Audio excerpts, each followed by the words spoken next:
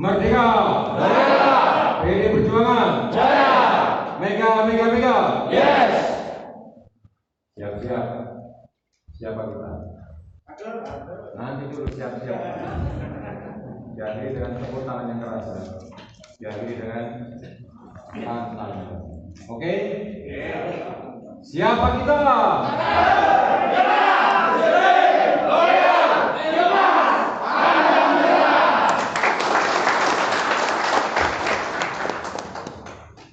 Baik teman-teman sekalian, terima kasih atas semangatnya yang masih berwaktu-waktu. Bicara kosmosan. Ya.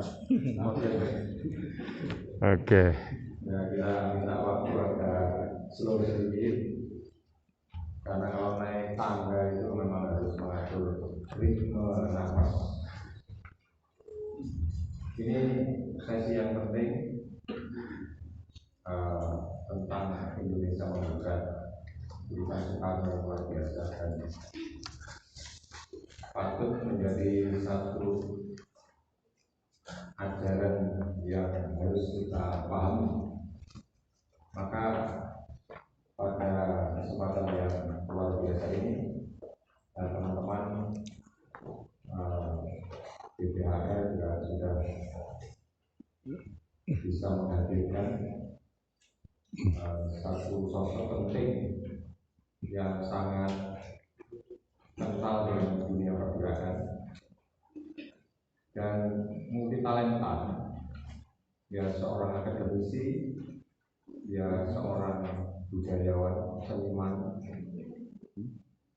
dia seorang pengajar di salah satu perguruan tinggi di Surabaya dan berbagai tempat, dan juga berbagai macam aktivitas politik beliau lakukan, dan beliau juga seorang nasionalis yang tulen, Soekarnois sejati, Marxis juga, jadi lengkap.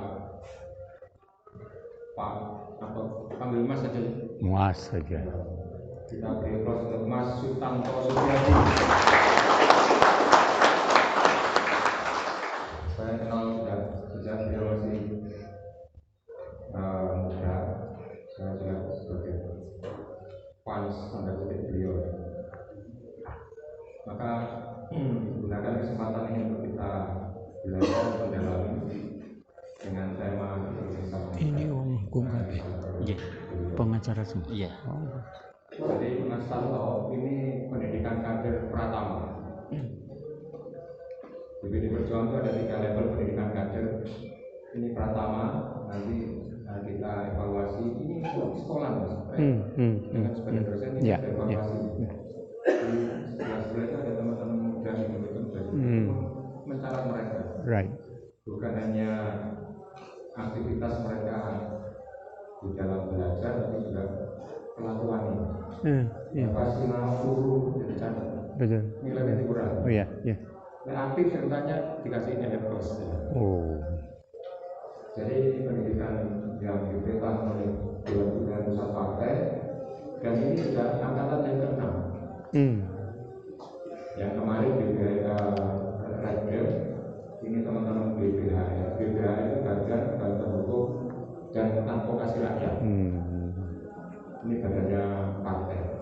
Tapi 4 episode sebelumnya itu teman-teman ketua sekretaris PAC Jawa Timur. Belum selesai. Jadi kita sampai mungkin 48 atau 10 angkatan lagi sampai bulan Desember. Jadi mulai cuma satu minggu kita terus. Iya.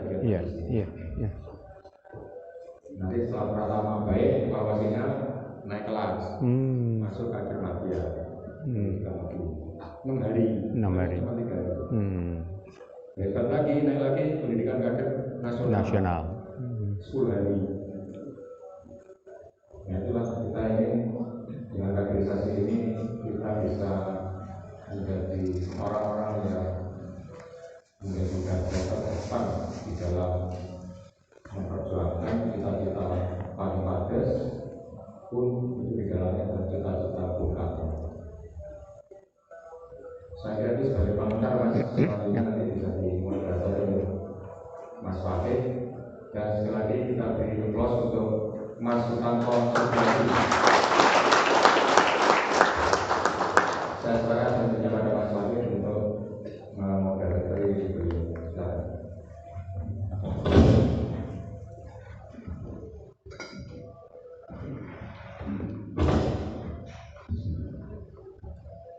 Assalamualaikum warahmatullahi wabarakatuh. Waalaikumsalam warahmatullahi wabarakatuh. Masih semangat ya? Saya tidak perlu berbicara panjang lebar karena tadi sudah disampaikan oleh Bapak sekolah kita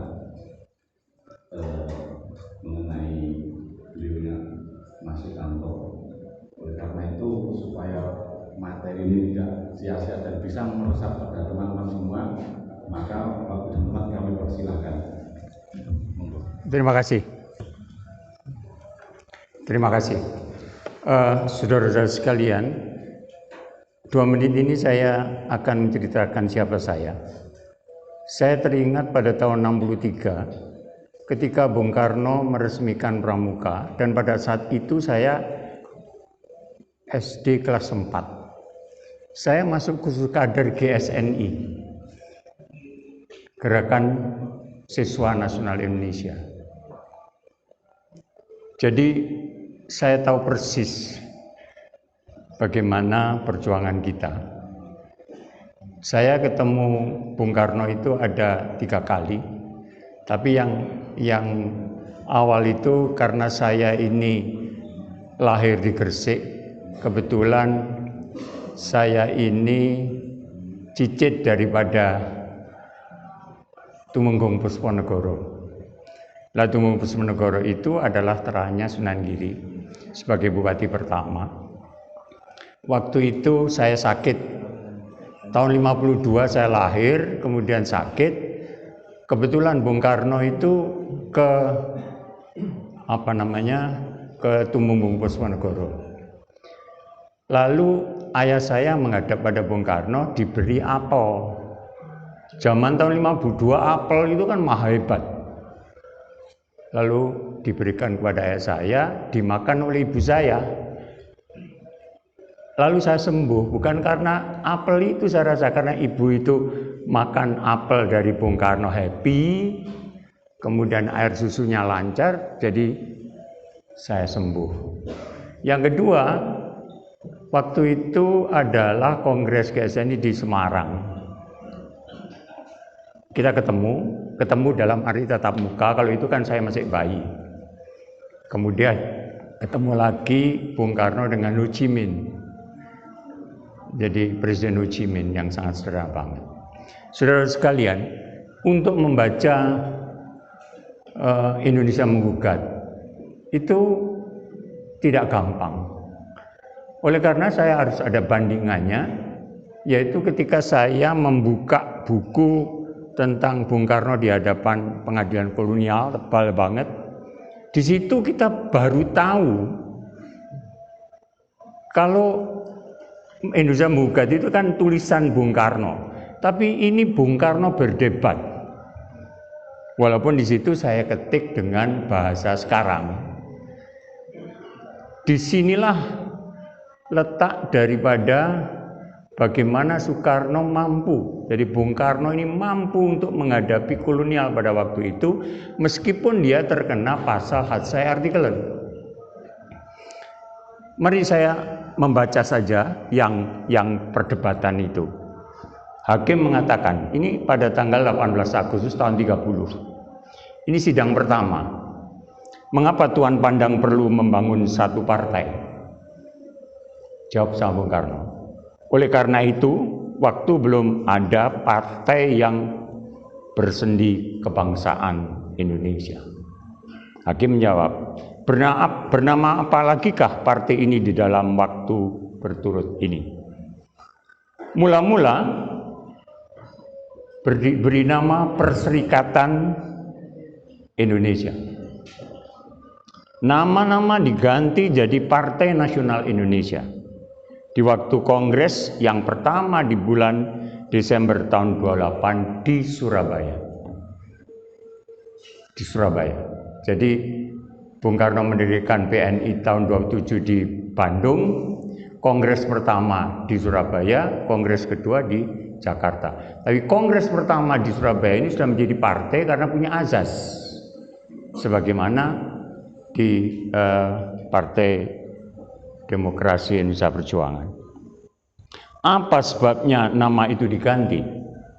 Karena sebelum kongres, perhimpunan kita belum mempunyai azas. Sesungguhnya azas ini diterima di kongres itu, kita rasa perkataan perserikatan harus diganti jadi partai. Apakah arti perkataan nasional? Artinya bahwa partai kita ini bersendi kebangsaan. Apakah arti nasionalisme di Tuhan punya partai? Itu suatu kepercayaan, jawab Bung Karno, di mana keyakinan kita bahwa kita ini harus cinta kepada tanah air, dan juga menurut dalam bahasa Perancis, nation, agar di akhir dapat jadi satu. Di situ Bung Karno mulai berbicara tentang kebangsaan, tentang nasionalisme, tentang persatuan. Seringkali Bung Karno mengatakan bahwa Budi Utomo itu memang sebuah kecambah daripada munculnya proklamasi. Tapi saudara sekalian, sekali lagi tapi, jika kita berbicara persatuan, itu tidak hanya berhenti pada Budi Utomo. Terus ke belakang itu ada nation, ada nation. Waktu itu masih berupa kerajaan-kerajaan. Majapahit misalnya pada abad ke-13. Ya, pada abad ke-13. Itu Gajah Mada sudah mengatakan Sumpah Palapa. Di sana baru muncul istilah yang namanya nation atau bahasa sekarang itu Nusantara. Nusantara itu adalah Jawa, pulau-pulau di sekitar Pulau Jawa. Tapi mari kita lihat, Bung Karno pada waktu itu tidak berhenti pada situ. Masih ada yang namanya, nah ini saya tadi lewat, ada Kertanegara. Raja Singosari yang terakhir itu bernama Kertanegara. Itu raja yang paling hebat dan raja yang paling kuat. Bukan Hayam Wuruk, bukan, Raja Singosari. Dan dia sudah menciptakan sama dengan Gajah Mada, yaitu Dwipantara. Sama artinya Nusantara dan Dwipantara. Pulau-pulau di sekitar Pulau Jawa. Gajah Mada mencontek saja dengan berganti Nusantara. Dalam pikiran saya kita harus berani mencoba untuk melihat kedalaman. Seperti halnya Bung Karno mengatakan, itu nggak bisa. Ya, jadi kita lihat bahwa Kertanegara sudah mencapai Nusantara yang sekarang ini. Sudah mencapai Nusantara yang sekarang ini. Pada saatnya ketika berubah, ketika Kertanegara kemudian dibunuh sama Jayakatwang, tentu saja yang namanya anaknya ini, menantunya ini yang bernama Raden Wijaya, berontak lagi dia. Begitu ada tentara dari Cina masuk ke sini, dihabisin itu yang namanya Kertanegara, Jayakatwang. Perlu diketahui Kertanegara ini sudah menciptakan namanya Nusantara yang dicomot saja dengan Gajah Mada. Ini persoalan nasion, ya.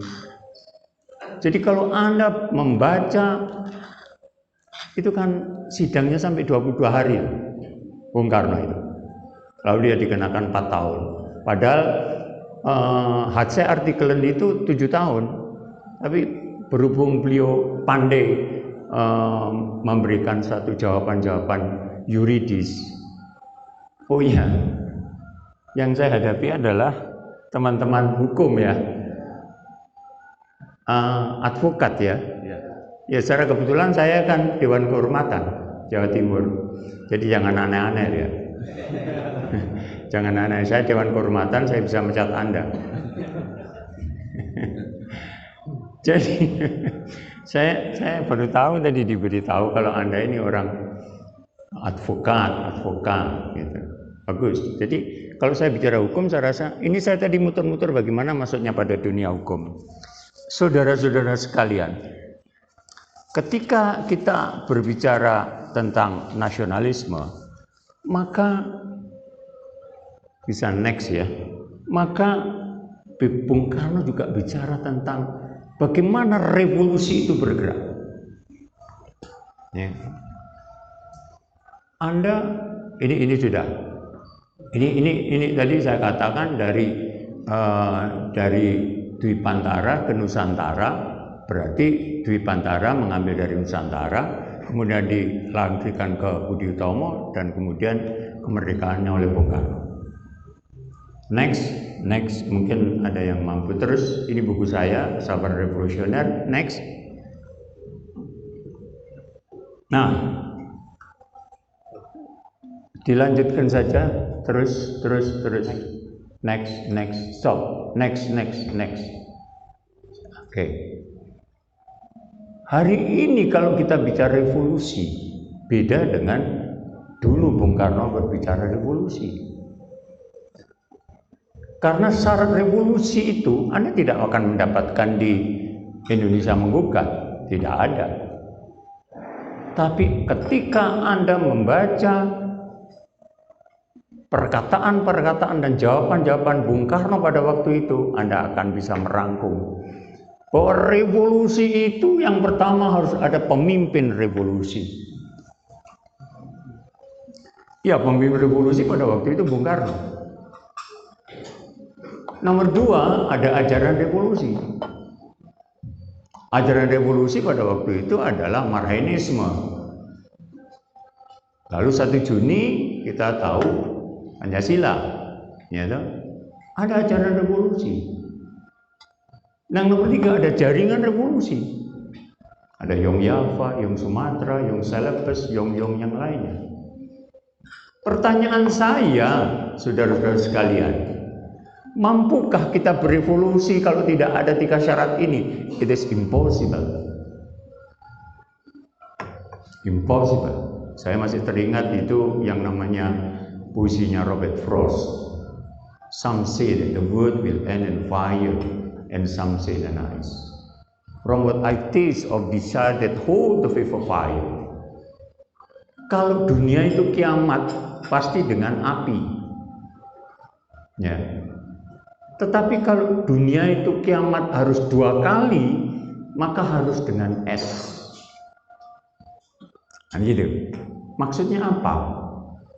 Saya mau masuk ke revolusi, saya lari ke sini dulu. Kalian kalau api itu kan marah, gitu. Bisakah revolusi dengan kemarahan yang meledak-ledak? Nggak bisa. Bung Karno adalah pemikir yang runtut. Bung Karno adalah seorang dari waktu itu 100 sekian juta, waktu itu bukan sekarang 270 juta, adalah seorang yang mampu membuat ideologi Pancasila. Pikirannya jernih, pidatonya memang meledak-ledak, tapi buah pikirannya tidak. Ya. Kalau di dalam bahasa metodologi runtut, ada sistematikanya, ada logikanya, ada empirikanya, dan ada yang namanya analisis.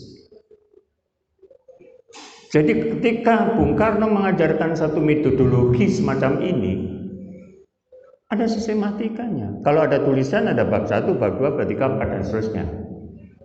Ya. Gampangannya kalau kita ngomong revolusi, gitu, adakah pemimpin revolusi? Sekarang ini, Saya mau tanya sekalian, kalau toh ada ajaran revolusinya apa? Lalu jaringannya revolusi apa? Anda tahu mahasiswa saja dalam satu kampus sudah pecah berkeping-keping. I tell you frankly, Bung Karno tidak menggunakan kemarahan api, tapi api oleh Bung Karno dijadikan sebuah semangat. Itu. Kedua, some say that the world will end in ice. Dunia kiamat dengan es. Kalau kamu benci sama orang, ya jangan seperti es. Sinismenya itu jangan seperti es. Nggak akan maju sekali. Tenang, sikap satria, mampu nyoba. Ojo waton suloyo. Ya, siap.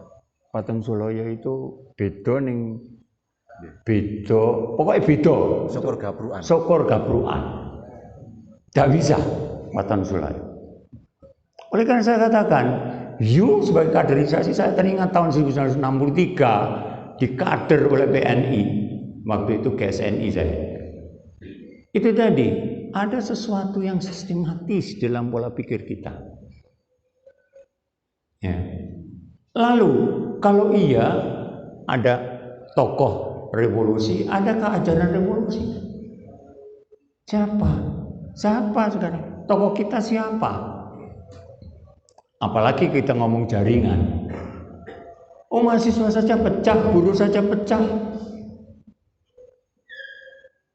Jangan sampai kita pecah ya. Jangan sampai merah di depan saya ini pecah. Sudah nggak lucu lagi. Menep ya, bahasa menep. Itu. Jadi saya katakan, kalau saya ngomong pada milenial, you sudah punya yang namanya smartphone. Itu tempat Anda. Tapi you never get stage. You tidak pernah mendapatkan panggung. Panggung itu apa? Kalian punya tempat, yaitu smartphone Anda, tapi Anda tidak punya panggung, yaitu masuk partai politik, menjadi tokoh masyarakat, atau menjadi pressure group, atau menjadi interest group, atau dan sebagainya. Mereka tidak punya panggung. Andalah yang punya panggung. Ketika Anda punya panggung, ini ngomongnya Soekarno, lalu Anda ada tulisan kuasa dan moral, baca itu punya Bung Karno. Nah, kalau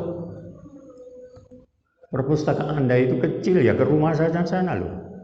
Saya bukunya Bung Karno satu almari gede. Punya ayah saya, punya ayahnya nyonya saya. Kebetulan ayah nyonya saya itu bendahara PNI. Semua yang namanya orang-orang PNI itu dibiayai semua sama ayahnya nyonya saya. Kaya raya memang. Lah istri saya dapat saya ya bangkrut sudah. Dapat seniman elek gini ya kan, bangkrut sudah. Jadi saya tahu persis bahwa buku-buku tinggal buka, Anda di rumah tinggal buka. Saya itu sampai yang namanya di bawah bendera revolusi. Ini juga saya sebagian. Punya 2 set. Punya ayah saya dan punya ayahnya nyonya. Ya. Banyak sekali itu yang namanya buku-buku Bung Karno yang mungkin bahkan yang ada di sini dan saudara yang ada di sini, saya yakin tidak pernah punya koleksinya Bung Karno tentang lukisan dan patung telanjang-telanjang. Saya punya 5 set, jilid 1, jilid 2. Dibuat di mana? Tebal segini 1 meter, setengah meter lebarnya. Dibuat di Cina tahun 1964. Kagungan Mas? Ke rumah kalau Anda ingin lihat koleksi Bung Karno, cewek-cewek cantik dan telanjang. No, we are not talking about love, but love means never having to say you're sorry. Enggak, aku gak ngomong cinta. Tapi cinta kepada tanah air itu adalah nasionalisme. Rumah kita ini, katanya Bung Karno, NKRI kita ini adalah rumah kita. Fondasi rumah kita ini adalah Pancasila. Jangan rumah kita ini kemudian dijajah oleh orang lain. Jangan rumah kita ini akan diambil oleh kadrun-kadrun. Jangan rumah kita ini kemudian fondasinya dikeruk dari Pancasila menjadi khilafah. Tidak, saudara sekalian. Tunjukkan merahmu bahwa NKRI itu adalah rumah.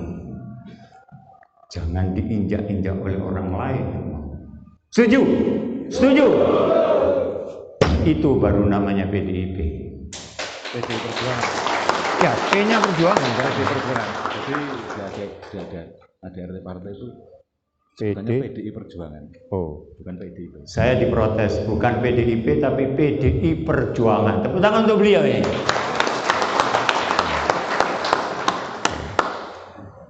Saudara-saudara sekalian, itu tentang revolusi. Saya ingin dialog, bukan ingin monolog saya. Tapi saya masih ada lagi, mass forming.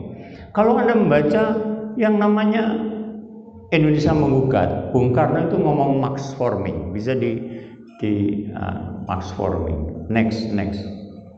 Mass forming, next. Terus. Max forming, ya sebentar lagi, ya sudah. Ini next.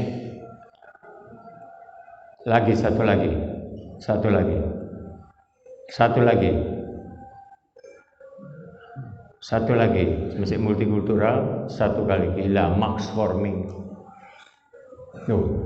Terus norek. Tanyakan. Kakean. Kawopo. Suwengi gelem aku. Ndak apa-apa. Wong saya ndak pernah tidur kok. Saya ini sudah 3 bulan ini tidak pernah tidur karena saya harus, nggak tahu karena obat atau karena apa, karena saya harus HD, tahu HD? Ya, cuci darah. Saya HD, jadi saya 3 bulan ini nggak pernah tidur. Secara harfiah, mass forming dari pembentukan kekuasaan. For what? Katanya bukan. For what? Hakim ngotot. Untuk apa kamu membuat kekuasaan? Ini kan kita bicara tentang kiri dan kanan. Kita berbicara tentang kamu, hei Hindia Belanda, aku orang pribumi. Ya toh? Kata ini merujuk pada gerakan politik yang membangun jalan untuk kekuasaan, mewujudkan cita-cita politiknya. Ya. Max forming. Ini juga max forming. Tentu katanya Bung Karno, ya tidak dengan pemberontakan, tapi dengan jalan yang baik. Next, ada satu lagi next. Nah, max forming berarti pembentukan kuasa atau penyusunan tenaga dan kuasa. Dalam konteks politik, pembentukan kuasa atau penyusunan kuasa itu diperlukan sebagai cara menyelesaikan kepentingan di dalam ruang kekuasaan politik. Waktu itu Bung Karno sudah ngomong. Katanya, kami, Bung Karno dan teman-teman, memang harus membentuk mass forming. Untuk apa? Untuk melenyapkan yang namanya imperialisme dan kapitalisme. Kata-kata imperialisme dan kapitalisme itu di dalam Indonesia Menggugat banyak banget. Saya mencoba untuk mengatakan. Hakim bilang begini, nggak ada di buku Anda, nggak ada, ini buku penting. Nggak ada, sudah. Hakim ngomong gini, untuk mencapai kemerdekaan kita harus merobohkan atau omvalen atau tenvalen, imperialisme dan kapitalisme. Bung Karno jawab, tidak pernah saya berkata demikian. Sebab menurut pandangan politik saya, katanya Bung Karno, kemerdekaan itu akan lebih dulu tercapai daripada robohnya imperialisme. Betul kan? Loh, ini saya merdeka itu kita robohkan imperialisme dan kapitalisme loh. Kalau Malaysia kan enggak. Malaysia diberi. Indonesia kita rebut loh. Makanya kemudian diplomasinya Bung Karno hebat. Proklamasi. Kami bangsa Indonesia dengan ini menyatakan kemerdekaan Indonesia. Hal-hal mengenai pemindahan kekuasaan dan lain-lain diselenggarakan dengan sama dan dalam tempo yang sesingkat-singkatnya. Jakarta bla bla bla. Dia ngomong, saya betul mengatakan untuk merobohkan imperialisme dan kapitalisme, kita rakyat Indonesia harus mencapai kemerdekaan. Berhubung dengan hal ini, saya hendak menambah keterangan saya di dalam pemeriksaan yang lalu, yaitu bahwa bilangan imperialisme itu sudah tentu akan membawa hilangnya pemerintahan asing. Tetapi sebaliknya, jikalau pemerintahan asing hilang, maka belum tentu imperialisme hilang. Di dalam waktu kita bekerja giat, ini bahasanya Bung Karno, bahasa zaman dulu, untuk mencapai kemerdekaan nasional, kita juga bisa sambil bekerja untuk melawan imperialisme. Hebat loh Pak Beni. Bener kan? Kita rebut bener kan? Hebat loh. Kalau saya pernah ngomong tentang yang namanya kebudayaan. Kebudayaan itu kan kita bagi menjadi dua dalam konteks dewasa ini, yaitu sebagai warisan kebudayaan dan sebagai strategi kebudayaan. Sebagai warisan kebudayaan itu sama dengan knowledge, pengetahuan. Tapi sebagai strategi kebudayaan itu adalah agen kebudayaan atau science, ilmu pengetahuan. Betapa hebatnya Bung Karno itu how to analyze. Syarat-syarat ilmu pengetahuan itu saya katakan. Dari knowledge ke science, dari pengetahuan menjadi ilmu pengetahuan syaratnya ada 3. Sistematik, logik, empirik, dan analitik. Menganalisis begini itu loh. Bung Karno itu pada waktu 7 bulan berada di Banjul, penjara yang ukurannya 2 meter kali 1,5 meter, menulis di atas apa itu black itu kaleng apa? Kaleng untuk mandi sama kaleng untuk cebong. Taruh di sini, ditaruh kertas, nulis di situ. Jadilah pembelaan atau pledoi itu yang bernama Indonesia Menggugat. I told you how many books that you have read or how many books that you have gathered. Saya tanya pada saudara-saudara, berapa, kalau Bung Karno menulis, saya menulis, berapa buku yang, tidak usah saya ngomong menulis, berapa buku yang pernah Anda baca? C, yang depan, ngawur saja. Berapa? Ngawur ya. Berapa kira-kira? Kalau you ngomong 100, how a pity you are. Alangkah kajian deh lu. Nggak bisa seorang PDI Perjuangan, nanti saya diprotes lagi, seorang tokoh atau kader PDI Perjuangan, at least you have read 200 or 250. Benar, tepuk tangan no. Nggak bisa enggak. Kalau you hanya 100 buku, gimana you bisa menganalisis? Sementara itu setiap detik buku itu ada. Saya tanya, berapa banyak sih orang yang ada di sini ini yang punya Indonesia Menggugatnya Bung Karno? Hah? Regane mek 30.000 saiki. Jarene wong Surabaya mek 30.000. Ya lho, kok gak duwe? Wong iki waktu nih Indonesia Menggugat, regane 30.000. Bisa diantar ke sini, pakai apa itu? Iya, bisa diantar ke sini. Nek dak ngono ya mestine beliau ini bagi. Iya toh? Iya toh? Sebab 30.000 ping 100 mek 3 yuta. Wis meneng wae gak apa-apa, aku ngomel jarno wae. Ya. Lah materi ini kok Anda tidak pernah baca? Lah buat apa saya ngomong begini? Lalu diskusinya bagaimana? Terakhir supaya kita diskusi tinjauan yuridis sekarang. Kita tahu kan Soekarno pada waktu itu insinyur kan ya? Insinyur kan? Dan ingat doktornya Bung Karno tuh kalau tidak salah antara 32 sampai 40. Oh, dari sopo 32. Ya. Saya tanya pada sekalian, beliau ini orang insinyur, tapi kenapa dia paham hukum?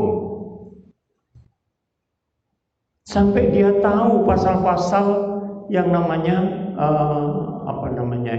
hadsai artikel, pasal-pasal KUHP yang itu, aduh payah deh.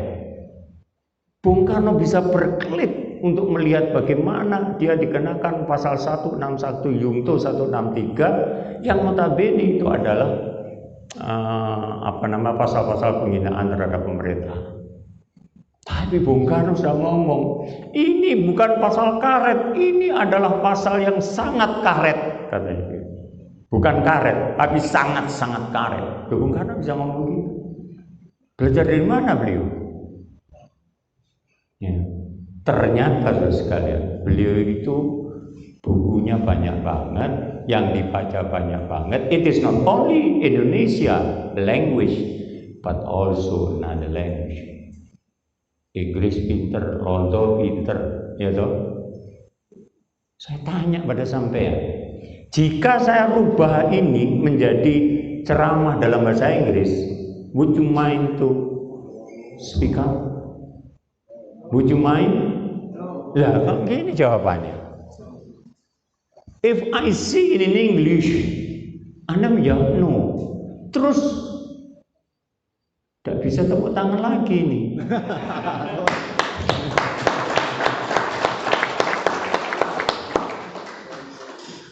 Saya bilang saudara sekalian ya. Saya ini di GSNI itu pernah jadi ketua Jawa Timur. Ya. Lalu di situ kalau saya tidak bisa bahasa Inggris, aku izin sampai kelompok-kelompok NU, kelompok Muhammadiyah pada waktu itu, Masumi, kemudian ada P3 dulu itu, Nahdlatul Ulama. Lah sekarang saya tanya sebelum saya terakhir ngomong hukum, ada nggak kita ini mempunyai sebuah lembaga atau sebuah tempat atau apapun juga yang untuk meneliti ajaran-ajaran Bung Karno? Loh, saya mau tanya kok saya nggak ngerti kok. Adakah satu lembaga untuk meneliti ajaran-ajaran Bung Karno? Nek dak ono aku lho mlebu. Gelem ndak? Loh, kok niki Soekarno wis enggak? Nek ndak boleh aku.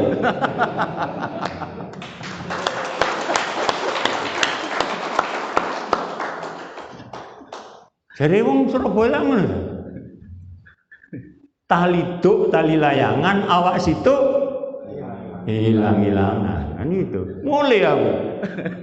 Mestinya kita sudah punya itu. Kita sudah punya. Ya, ajaran-ajaran Bung Karno tentang Marxisme, tentang 1 Juni, Pancasila 1 Juni. Loh, saya kalau ngajar di universitas, saya ngajar 1 Juni loh. 1 Juni Bung Karno loh. Jangan dikira tidak. Kalau kuku kita tidak mencengkeram ke anak-anak muda, kapan lagi? Ya. Nah, saudara sekalian, akhirnya saya merekomendasi Dari uraian di atas dapat dikonfirmasi, yaitu pertama, ini dalam buku Indonesia Menggugat saya rekomendasi. Untuk mencapai kemerdekaan kita harus bersatu. Untuk mencapai kemerdekaan itu kita harus membinasakan imperialisme dan kapitalisme. Betul? Betul. Imperialisme itu ada gaya baru juga. Walaupun kita melihat pada masa lama itu Spanyol, Portugis, Inggris, Belanda. Kita Belanda kan? Kita dijajah Belanda. Malaysia jajah Inggris. Mereka punya militer-militer yang kuat. Mereka punya militer. Tapi imperialisme gaya baru sekarang kan setelah abad 20 ini kan masalah perekonomian. Ya, masalah perekonomian. Bagaimana tidak? Saya salut loh kepada presiden kita ini, Pak Jokowi. Stop nikel. Hebat ya. Stop nikel. Kita akan membuat baterai di Indonesia sendiri dan kita akan sebagai pengekspor mobil terbesar di dunia. Stop nikel.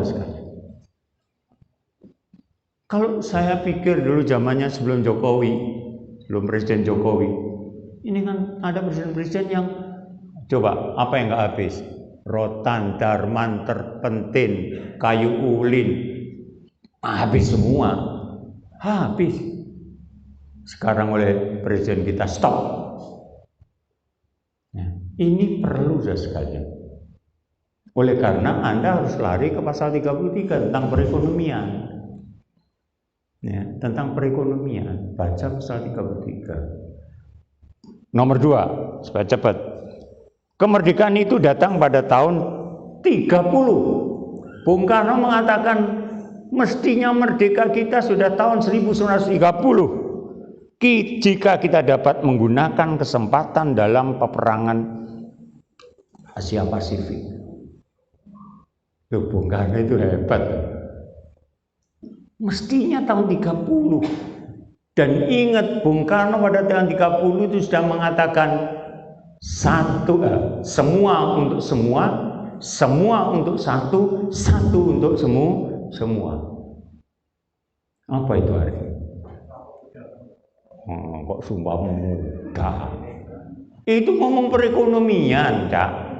Kalau semudah kan tanah air Indonesia, berbangsa-bangsa Indonesia menjunjung tinggi bahasa persatuan. Bukan bahasa satu bahasa Indonesia, tapi menjunjung tinggi bahasa persatuan. Karena masih munculnya bahasa-bahasa ibu, bahasa Jawa, bahasa Madura, bahasa ini, bahasa itu dan sebagainya. Semua untuk semua, itu tentang kesejahteraan, betul. Semua untuk satu dan satu untuk semua. Satu itu apa gitu. Tahun 32 Bung Karno sudah ngomong ini di dalam demokrasi kesejahteraan. Bung Karno menciptakan demokrasi kesejahteraan itu demokrasi yang bukan demokrasi barat, tetapi politik ekonomische demokrasi. Apa itu politik ekonomische demokrasi? Yaitu semua buat semua, semua untuk satu, satu untuk semua. Satu ini apa? Saya tanya pada saudara sekalian. Ini kalau Anda tidak membaca.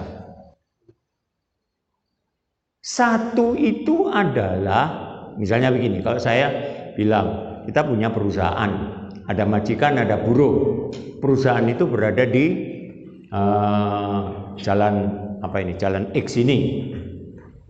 Kira-kira kalau perusahaan itu laba, katanya Bung Karno itu mirwaardeg, bahasa Belandanya, keuntungan, profit. Kalau punya laba atau keuntungan atau mirwaardeg, diberikan kepada siapa? Pasti jawaban Anda kan, 1, majikan, 2, buruh atau pekerja, nomor 3, Nggaro. Iya, masyarakat sekitar, samping kiri dan kanan. Bung Karno sudah menyangka kalau Freeport itu akan kena mereka. Bayangkan sebelum diambil oleh Presiden Jokowi, Freeport itu yang kiri kanannya tidak ada itu yang namanya profit. Sesen pun tidak ada, semua lari ke cendana. Kenapa saya bisa menulis sebuah buku tentang Freeport? Karena saya dipanggil oleh manajemen Freeport pada waktu itu.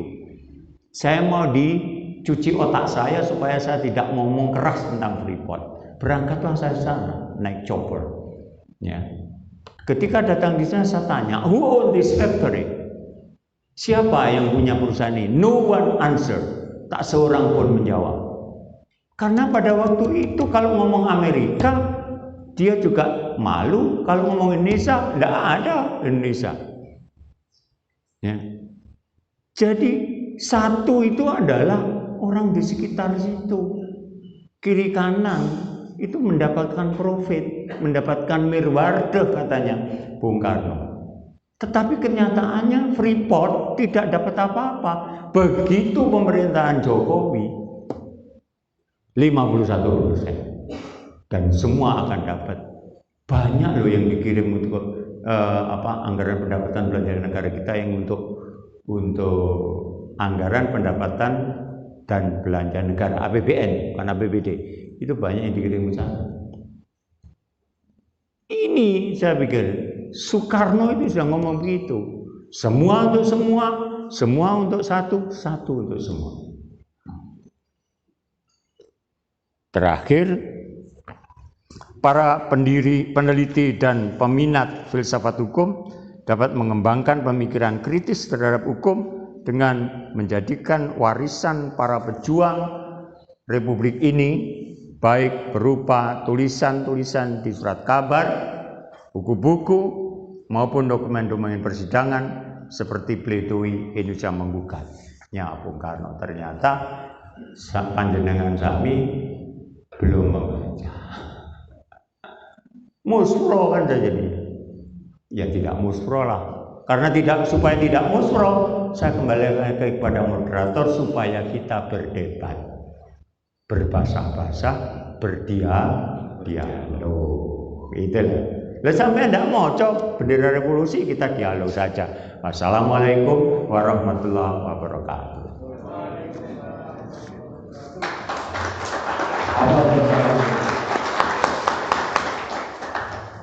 Terima kasih Mas atas materinya. Sami-sami. Ini masih ada waktu kurang lebih 40 menit. Ya, katanya tadi begitu.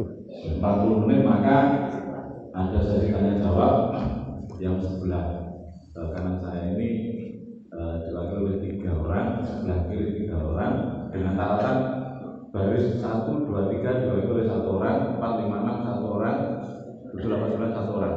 Dimulai dari depan. Datanya tidak melbu surga. Dimulai dari depan. Belakang saya. Ayo, apa kok adik kiri kanan? Lu tanya aja ngacung ke adik kiri kanan. Ayo ada kesempatan. Ayo. Bentar. Yang depan dulu. Oke. Baris mana itu? Baris 3 ya? Oke, silakan. Silakan. Tolong mic-nya.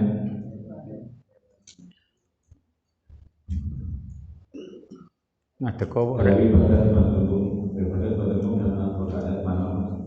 Dari abang mana? Nama? Nama Nugroho dari DPR Advokat Nugroho. Saya berdiri menghormati education dari Prof. Soekarno. Saya bersyukur sekali bisa langsung mendengar segala wacana, nasihat, pengalaman, enggak usah. dan tutur dari Prof. Terus tunggal. Saya memang betul belum pernah membaca Indonesia Menggugat. Ya, teman Anda. Dan saya juga baru masuk ke PDI dan melihat sepak terjang Prof. Sutanto bisa menjadi inspirasi saya, dan saya berharap suatu saat nanti dan saya besar berharap ada kesempatan untuk bisa sampai ke rumah Prof. Sutanto. Oh, monggo, silakan. Ya, siap. Silakan. Terbuka lebar. Siap, Prof. Jadi dengan diklat ini mata hati saya terbuka dan saya bertekad untuk di PDIP sampai mati.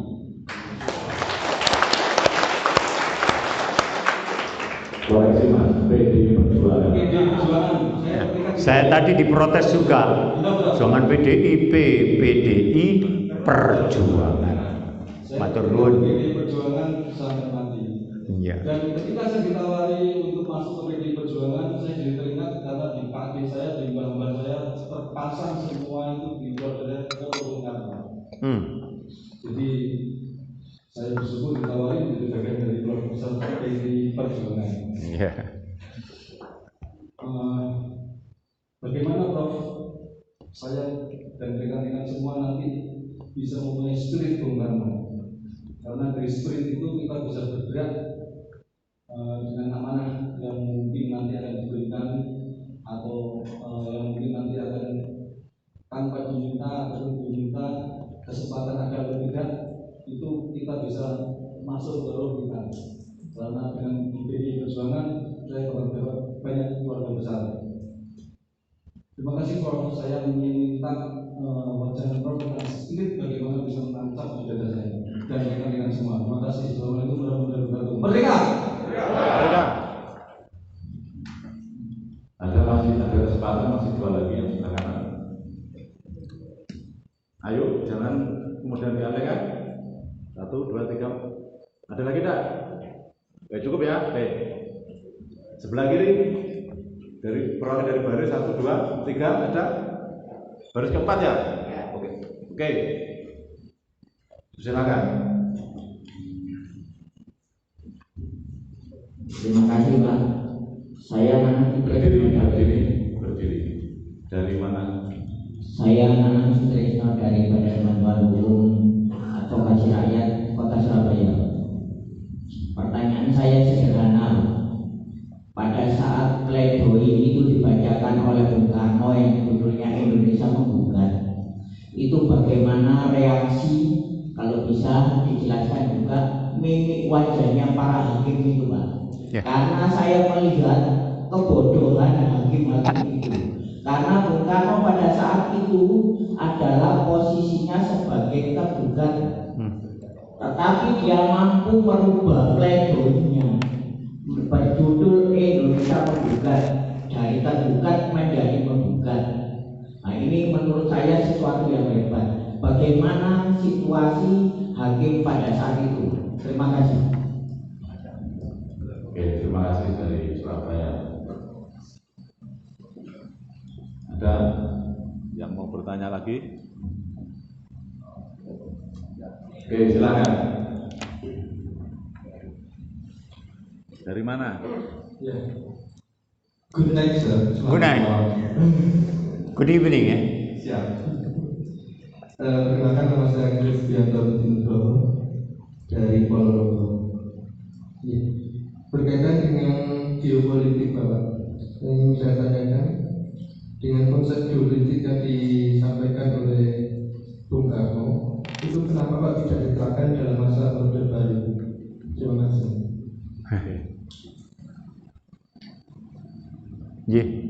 Sekali lagi ya, depan. Oke, setelah itu akan dijawab oleh Mas Tamro. Terima kasih. Iya. Assalamualaikum warahmatullahi wabarakatuh. Ini sangat saya banget. Pertanyaan terakhir sangat saya banget. Karena pada waktu itu saya dikejar-kejar oleh Orde Baru. Saya tidur pakai pedang. Ya, kalau tidak dibunuh. Teman saya Wiji Tukul amblas. Hanya karena puisinya hanya satu kata, lawan. Menir, hilang. Saya mau menjawab yang pertama dulu, Mas Bojonegoro. Kalau Anda ngomong spirit without reading karyanya Bung Karno, impossible. Membaca itu bisa melihat film, bisa membaca, bisa merenung. Tetapi sekarang yang namanya analysis itu by reading. Nggak mungkin analysis itu by, misalnya kalau orang Jawa itu kan ngomong meditatif. Nggak bisa. Saya katakan science ilmu pengetahuan itu ada 4 syaratnya: sistematik, logik, empirik, analitik. Menganalisis ini penting. Saya katakan buat saudara sekalian, nek kon gak ono buku nang omah, ya nang omah buku ini Bung Karno sak ketapruk. Dari yang Nggak enak sampai enak. Ya. Makanya saya katakan tadi, saya punya buku tentang apa namanya tadi, setengah meteran gede yang dibuat di Cina tahun 1964, koleksi Bung Karno. Nggak ada yang punya. Waktu itu ada seorang Cina minta pada saya, Pak Tanto tak ganti mobil ya? Enggak, ini tinggalannya bapakku ya, tinggalin bapakku kenal Bung Karno. Nah, spirit Bung Karno itu bagaimana ketika Anda tidak membaca? Bagaimana kalau Anda tidak membaca? Ya dongeng. Seperti saya ini adalah I am storyteller. Saya ini kan pendongeng. Ya pendongeng ini meskipun ada jalan. Tapi bagaimana saya katakan tadi, it is just